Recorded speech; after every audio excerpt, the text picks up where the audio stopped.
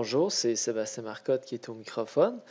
J'espère que vous allez bien. Alors aujourd'hui, on va travailler la section 2.1 sur les lois de Newton. Ces lois-là sont des lois absolument fondamentales dans l'étude de la mécanique et ce sont ces lois qui permettent la création de pratiquement tous les appareils mécaniques que vous connaissez, tels que par exemple une automobile ou un avion.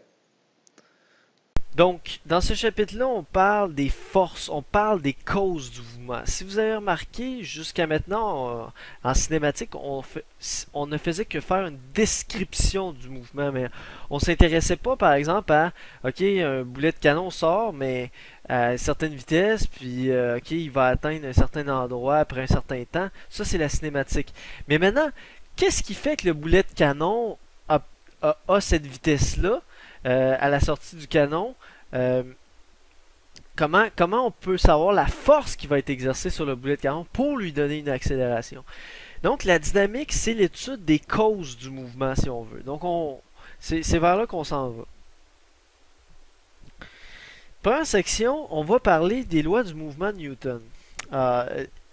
Isaac Newton là, a fait trois lois fondamentales de la mécanique classique. Et on va les voir, on va les aborder pour la première fois dans cette section-là. Donc, dans le chapitre 2, on va parler de la dynamique qui s'intéresse aux causes du mouvement. Les causes du mouvement, ce sont en fait les forces. Une force a une grandeur et une orientation.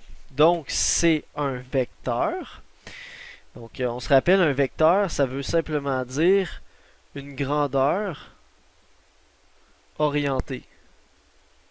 C'est-à-dire une grandeur qui possède une orientation. Comme une force, elle a une certaine orientation, donc c'est représenté mathématiquement par un vecteur.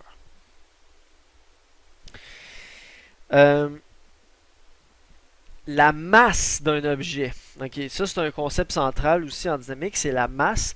C'est une mesure de son inertie.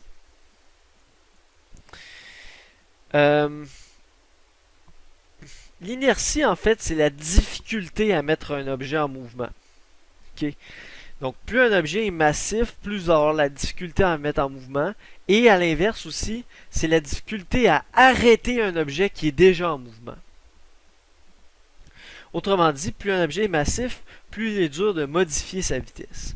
Plus il est dur de mettre en mouvement ou plus il est dur d'arrêter s'il est en mouvement.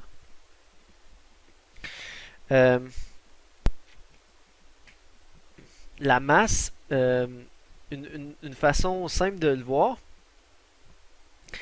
c'est imaginer un chariot d'épicerie très très pesant avec énormément d'articles à l'intérieur. Donc ça va être un objet très massif, beaucoup d'inertie.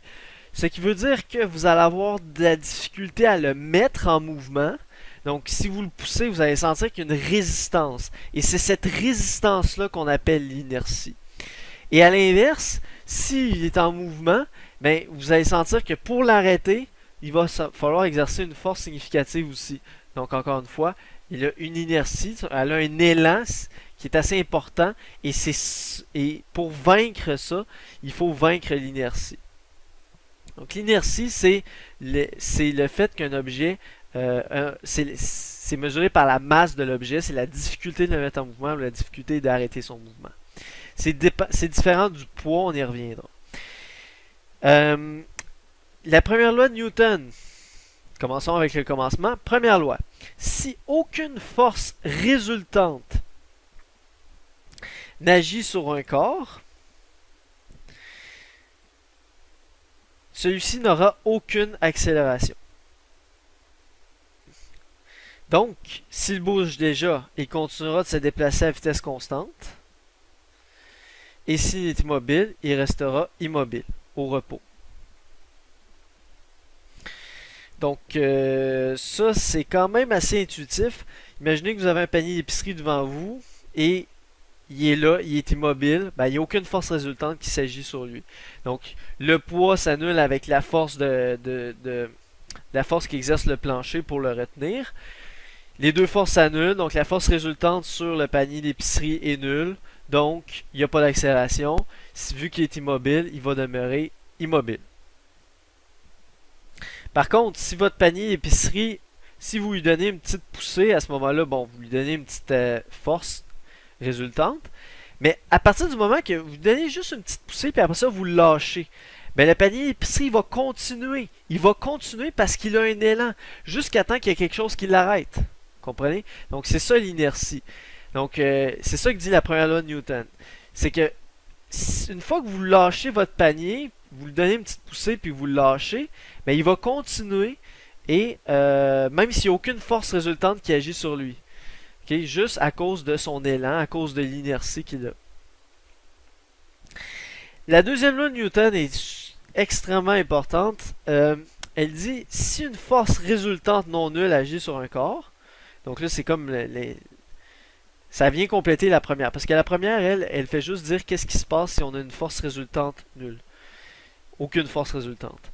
Mais la deuxième loi de Newton, elle, ce qu'elle dit, c'est qu'est-ce qui se passe maintenant si on a une force résultante non nulle. Okay, donc elle vient couvrir finalement l'autre cas de figure. Si on a une force résultante non nulle, l'objet subira une accélération. Okay, c'est ça que dit la loi, fondamentalement. Donc, si vous avez votre panier d'épicerie qui est immobile devant vous et que vous voulez pousser, donc vous allez exercer sur lui une force résultante non nulle. Cela va lui donner une accélération. Donc, il va passer de l'état de repos et pour gagner une certaine vitesse. Donc, il va gagner une accélération. Plus la force résultante est grande, donc plus vous lui donnez une poussée importante, plus l'accélération va être élevée. Ce qui est assez intuitif. Plus vous poussez fort, plus il va accélérer vite. Plus la masse de l'objet est grande, plus l'accélération sera faible. Okay? Donc, autrement dit, pour la même force, plus il y a de l'inertie, plus c'est dur à accélérer. Donc, prenez deux cas de figure. Prenez un panier d'épicerie vide et prenez un panier d'épicerie ultra plein devant vous. Okay? Imaginez-vous ça.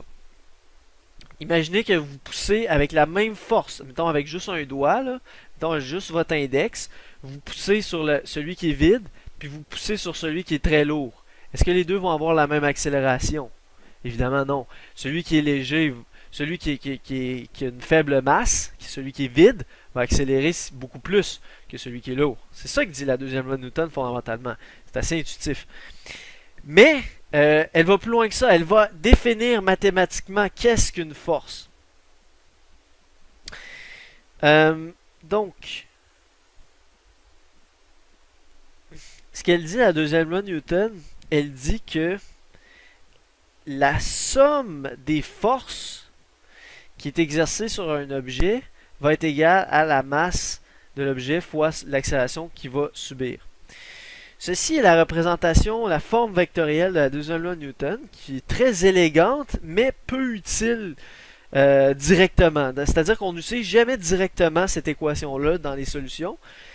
On va plutôt décomposer cette équation-là dans les axes x et y pour avoir les deux formes suivantes, les deux équations suivantes. Somme des forces en x égale masse fois l'accélération en x, et la somme des forces en y égale à la masse fois l'accélération en y. Ça, c'est la forme utilisable vraiment de la deuxième loi de Newton. Donc, c'est vraiment toujours celle-ci là, qu'on va utiliser pour résoudre les exercices. Ceci, en fait, est tout à fait élégant, puisque en fait, ça résume les deux équations en une seule équation. On pourrait le voir comme ça.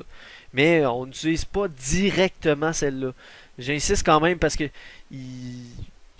c'est une erreur que plusieurs étudiants font, c'est d'oublier qu'il faut justement considérer les x et les y séparément. C'est pour ça que j'insiste beaucoup sur la forme en x et en y.